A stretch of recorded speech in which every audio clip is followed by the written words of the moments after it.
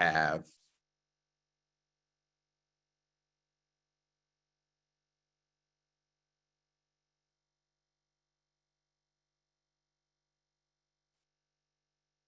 On the surface, that sounds very shallow. But considering the creation is created in the image of God, all creativity springs from imagination. And of course, the word image is in.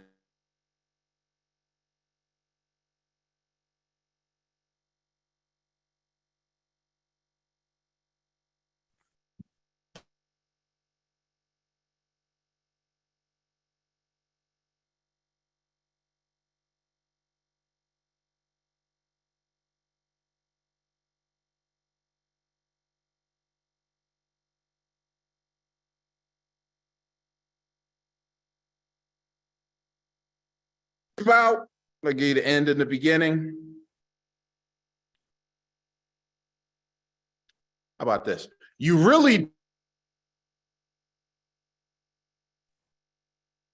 the depths of what you are able to produce and be and do and have is, by definition, far beyond anything your conscious mind can ask, think, or imagine. Maybe you've seen this imagery before. It's a picture of an iceberg, right?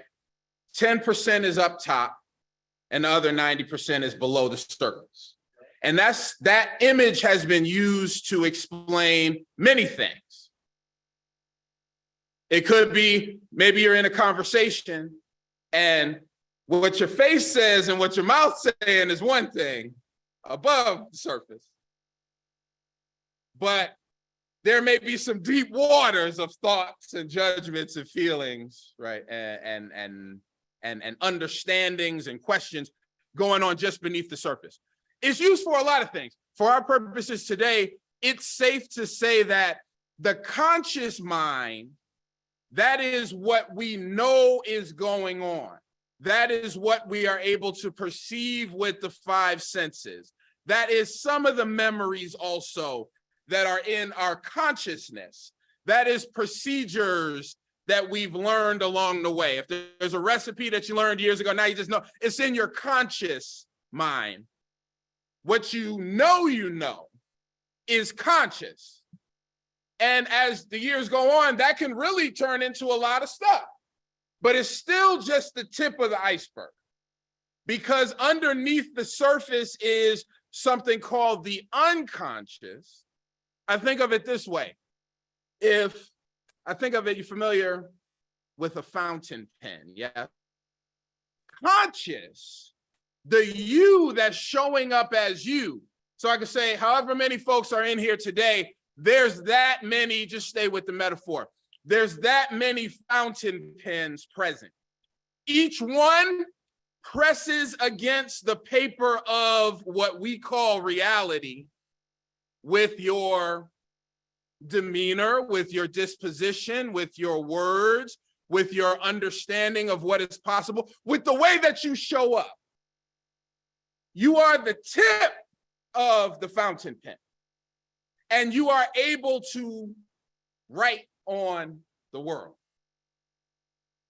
The question is, where is the ink coming from?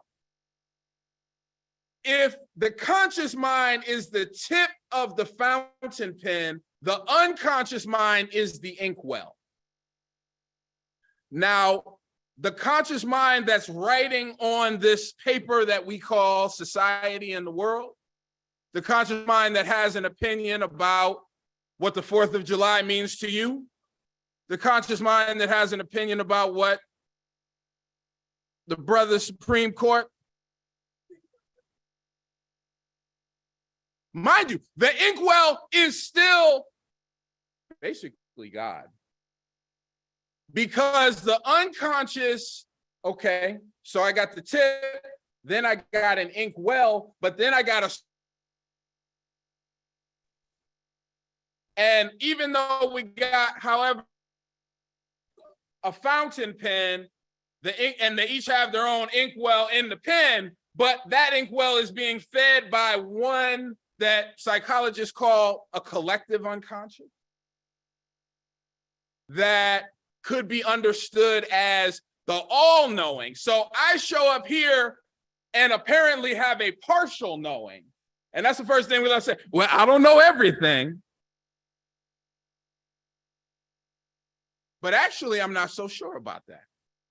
Because the thing that gives my pen ink is the all-knowing by definition. The question is, what color is my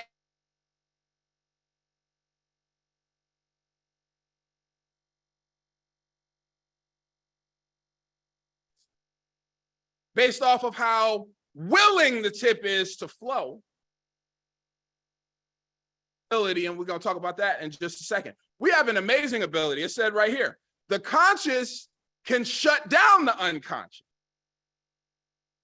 And that's not all bad. It's not all bad. It says it's like a stern parent who stifles a child.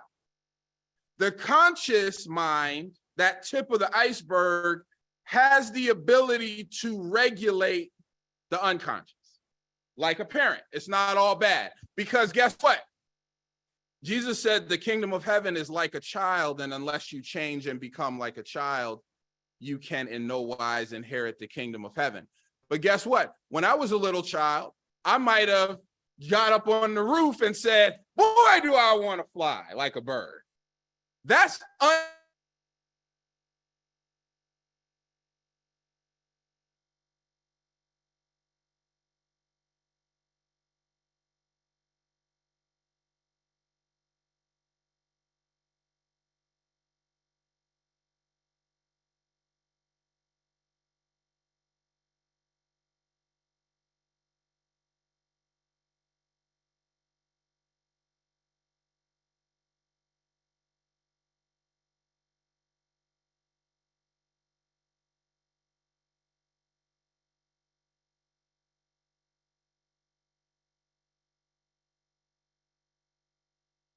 in the Lord, and he'll give you the desires of your heart. And we let the conscious mind take over.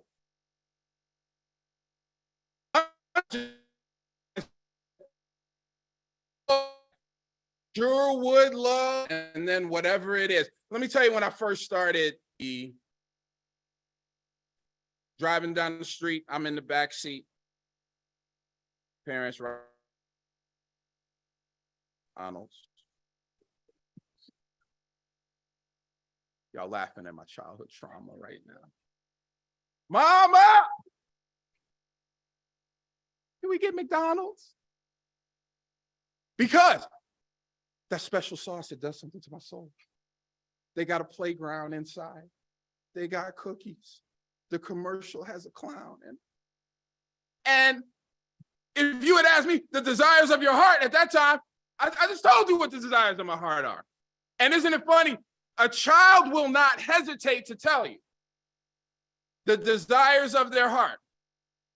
I was somewhere and a child, young child with the parent, and the parent was trying to focus, and the child just kept saying, Mommy, buy me something. Mommy, will you buy me something? Mommy, will you buy me something? And I felt bad for the parent. I really did. But if you think about it, that can be our unconscious at times. So like I said, Mom, can we go to McDonald's? And she said, she brought it right back into the conscious third dimension.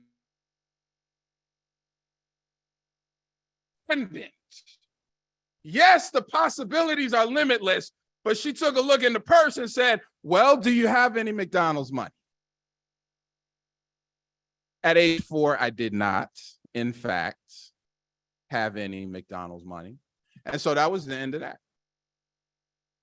So that was the beginning of learning, hey, well, I guess in life you can't get everything you want. Hey, it's nice to desire stuff and want stuff. I'll fast forward a little bit. Maybe in these teachings, someone messed around and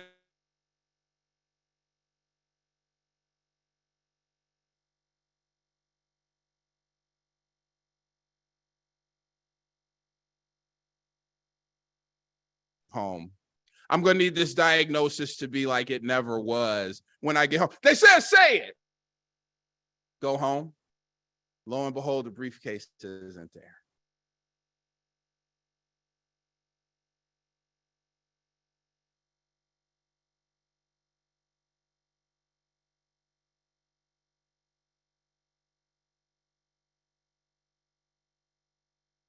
Manifestation.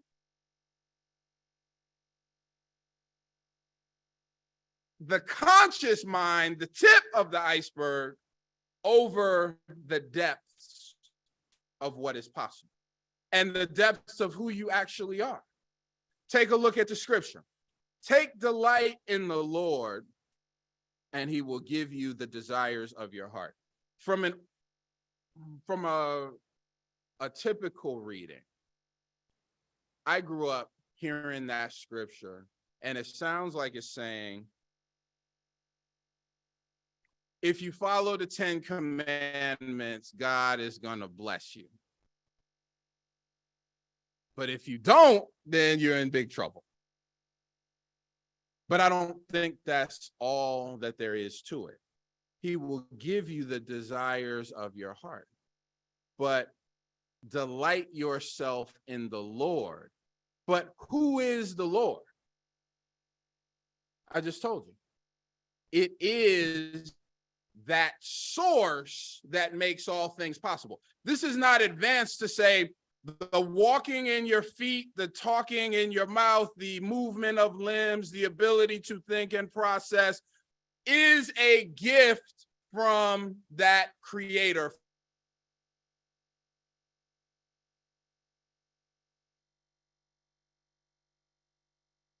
A part of it, you would have to be a part of it.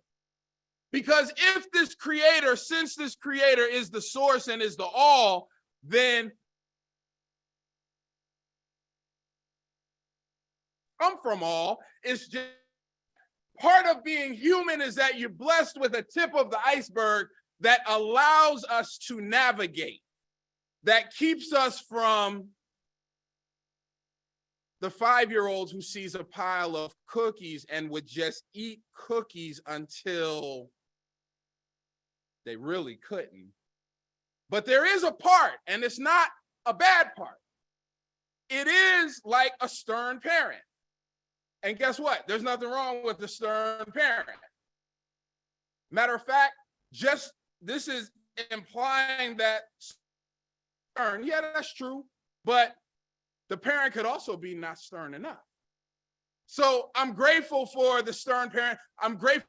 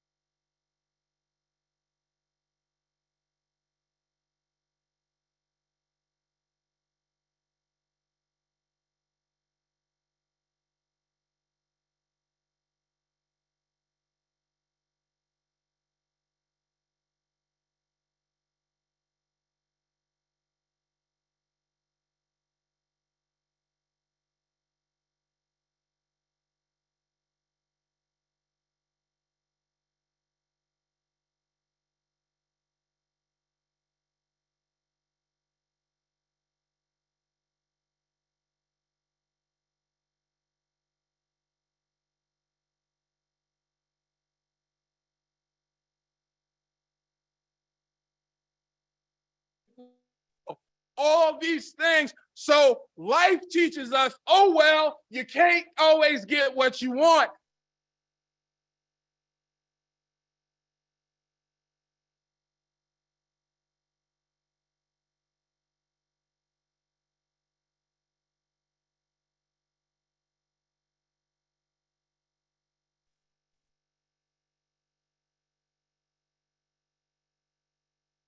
And it can't be done. That. Don't you know that the desires do not go away?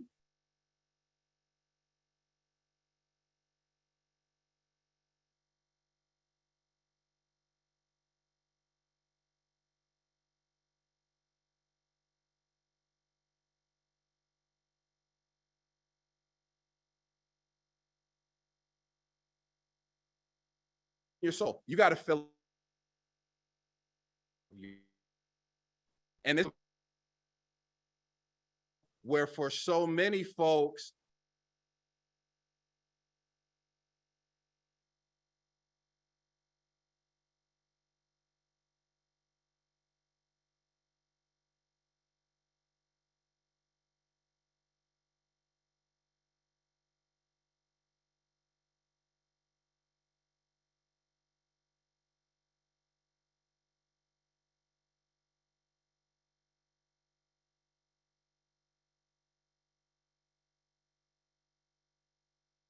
in the Lord. And desire. Well, what does that mean? Please, some they're delighted. In the Hebrew here, I had to take a look at that now. But what it's saying is, it says, enjoy the deliciousness of the Lord. Deliciousness of this never-ending inkwell from which you come and to which you will return. Enjoy the deliciousness of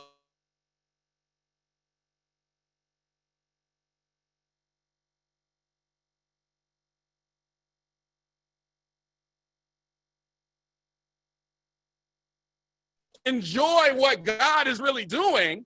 Let me.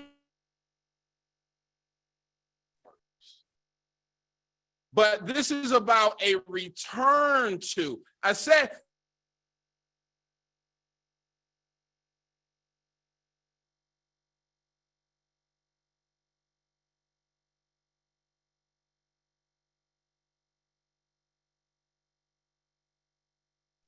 you ever just write a letter, write a poem, and then dang, I got to go back. I want to read this letter again.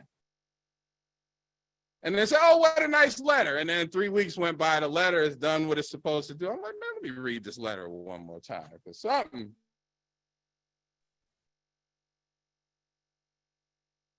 You know that just the fact that it came through, it's still just to, in a moment, the depths, get just a glimpse of what is there and bring it up to the surface. Now, how can we get some more of that? Well, I'm looking at it here. No, we cannot compare.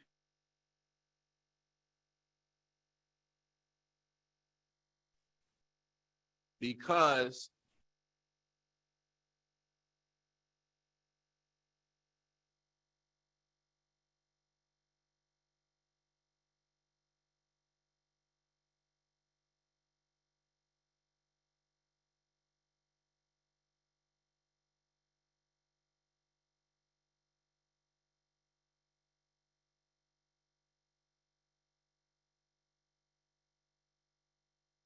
skin deep.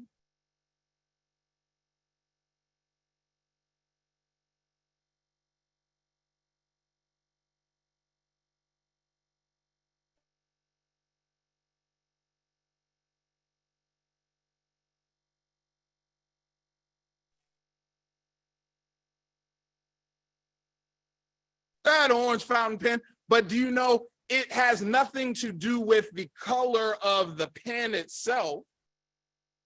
It's about the ink that's flowing through it. And it's the same ink flowing through different pens, making different colors. That is the tapestry. That James Weldon Johnson poem. Okay, I feel it going long now. Let me just tuck it back in. That James Weldon Johnson poem said. What did God say? He said, he stepped out on the face of the deep, blacker than 1,000 midnights down in a cypress swamp. And he said, I'm lonely.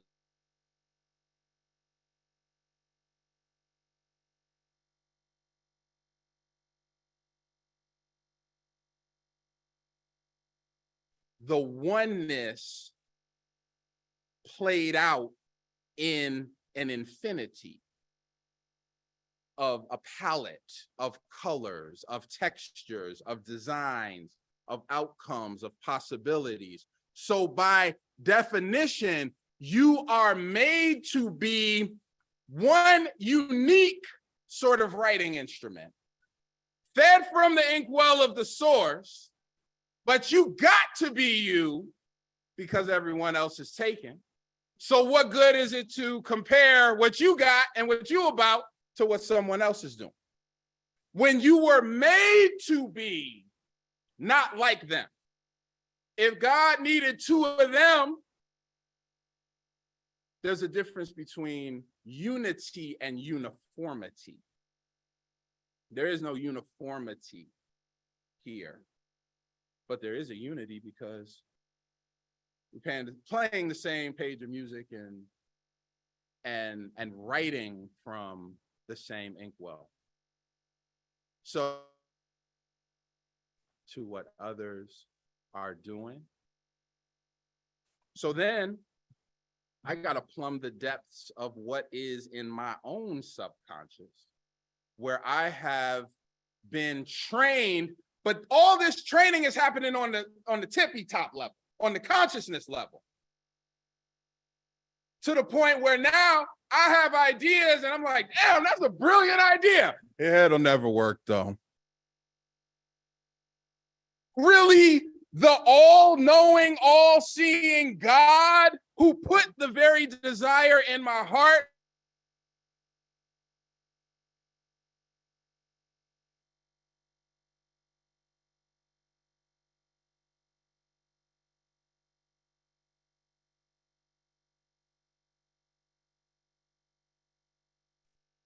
No, you're going to have to own this because now you got some bad news from your beloved brother that you are one in the whole with, named Justice Clarence Thomas. What are you going to do with it? Who made him? Who put the ink in the pen? He signed it with a pen. So here we go. Didn't it say, don't fret because of evildoers? Dang, I said that 5 minutes ago and y'all already. Okay. Don't fret because he's got his tip to deal with and his plumbing of the subconscious or lack thereof plumbing the depths. And so do you. And guess what? Even if the pen has struck and the law has been rolled back 50, 60 years, guess what? I still got an inkwell that serves all the way back to the source. I still have desires in my heart that comes from the giver of every good and perfect gift. And it's in there. And what a court says, what a policy says, that's conscious level. Oh, Lord, what we gonna do now? Interest rates done gone up 1/4 of a point. Now what we gonna do, Lord? I got an idea. How about we be more fully who we be? How about we take a look? Well, how do I do that? It could be as simple as this. Because so much of what we really, really want and who we really are, as I said, we've let that conscious level stifle it. And a lot of times it's to our own benefit. You know, I want to go run in traffic sometimes, but I'm glad I got a conscious mind. But let me get back.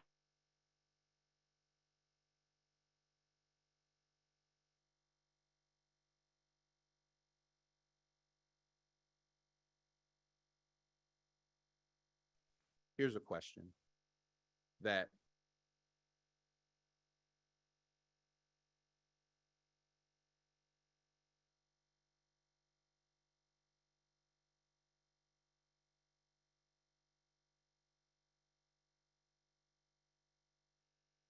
and I'm asking a question, and I'm inviting you to ask a question. Why do I feel?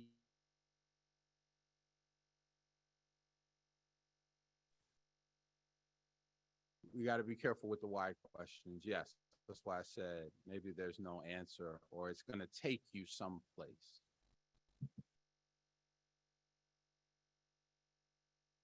That might be better, because I was going to say, here's the question: who am I and what do I want? But without any other understanding, that's still a very surface level question. But let me go a little deeper. How do I really feel? Do you know that the conscious, yes, it blocks, it regulates, it controls, it stifles, it suppresses the greater truths. And that's a necessary part of living this thing that we call life. And it's nothing without the very thing that it is stifling. So the stifling looks like a lot of things. The stifling looks like, you ever got some news, good news, and then just a load off your shoulders. I didn't even know that load was on the shoulders until I got the news, and it lifted off the shoulder. The conscious mind. Why didn't I know? Because I didn't really want to look at it before. And there's an amazing ability. I don't really want to look at, so I don't. I mean, one very common example of that is how hard we take death. And I'm not making any light of it, but I had a parent die last year, and if I thought about it, I knew that my parents would probably precede me in death. I never wanted to look at it. I never wanted to think about it. So then when it comes, why? Because that's why I said, teach us to number our days. Because I didn't want to look at it at the time, but it was coming. What else is there that we don't want to look at? Because what will people think? We don't want to look at because I just don't want to go there. No problem. Don't go there. But the desire has not gone away. So let's live it. We're all alive, but few of us really get a chance to live. And what does that mean, to live, except to empower the fullness of who we are, to bubble up to the surface? And guess what happens when you bubble up? the unconscious to the surface. Folks will say, I ain't never seen nothing like that before. And